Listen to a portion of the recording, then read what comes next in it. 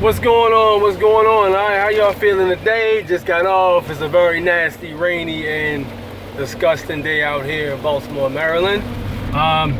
Basically, I wanted to tackle a topic today that literally just it's been brewing for a while, but the shit just is spinning completely out of control real fast. And first, before we begin, I'd appreciate it if you could subscribe, hit the like button, leave a comment, let me know what you think about today's topic.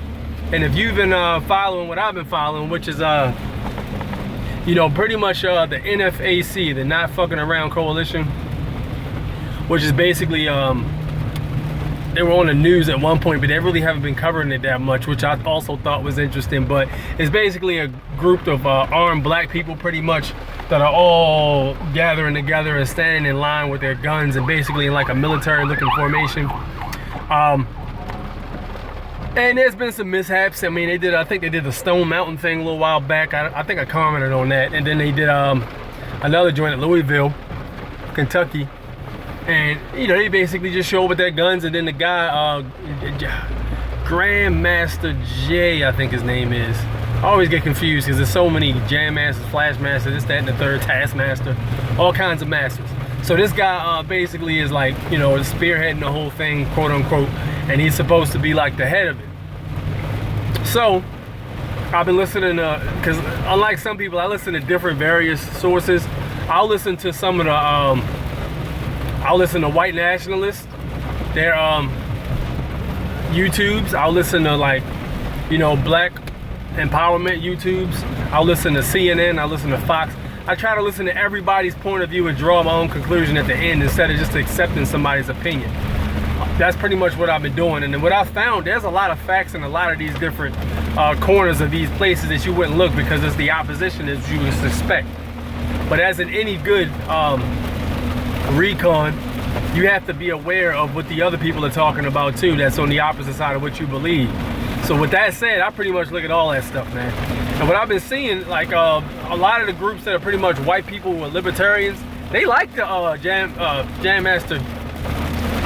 Grandmaster J. They like Grandmaster J. They like him, and they think that what he's doing is pretty patriotic.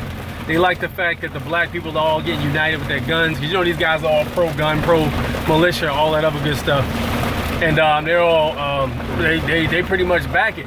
And they were a little skeptical at first because the dude was talking about white people this, white people that. But then they sat back. A few of them were basically like, yeah, well, the guy's pretty much doing whatever, you know, what we like doing too. You know, marching with the guns, this, that, and the third, to show that we have the ability to create force. So what basically happens is there's another march, and then some guy gets shot, and then Tariq Nasheed jumps into the shit too. And he's basically calling the dude an agent. Now, to be completely honest, what I basically think, I think that shit is extremely suspect. Because for you to be able to move in such a fashion on major platforms and not have the CIA crawling up your ass and not being at your doorstep or kicking in your door at night when there's a perceived threat to the establishment, that is pretty far-fetched to me. So I'd have to go as far as to say, I kind of believe him. And to my credit, I kind of believe Tariq Nasheed might be co-opted somehow too.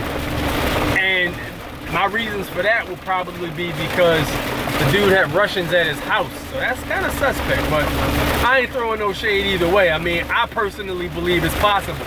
Any of these guys who are making money off of this stuff can easily be approached by them people. It's very easy. It's not hard. So I don't trust either one of them. And then you got the guy from the Loonies, Yukmouth, who pretty much jumped on Tariq Nasheed.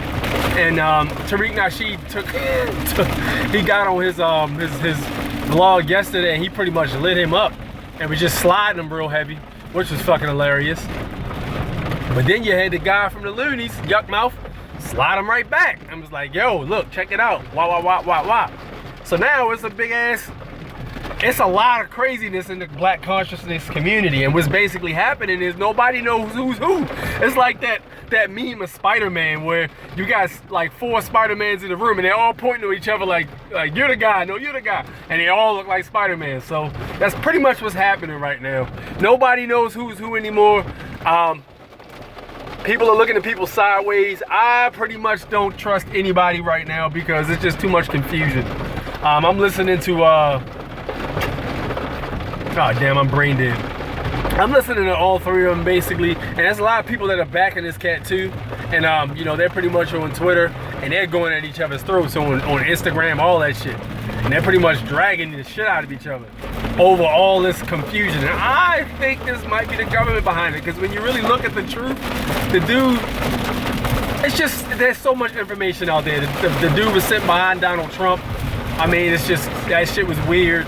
And then the stolen valor shit was weird with the pins and whatever. And then it was weird with the whole shooting at the target and missing the target.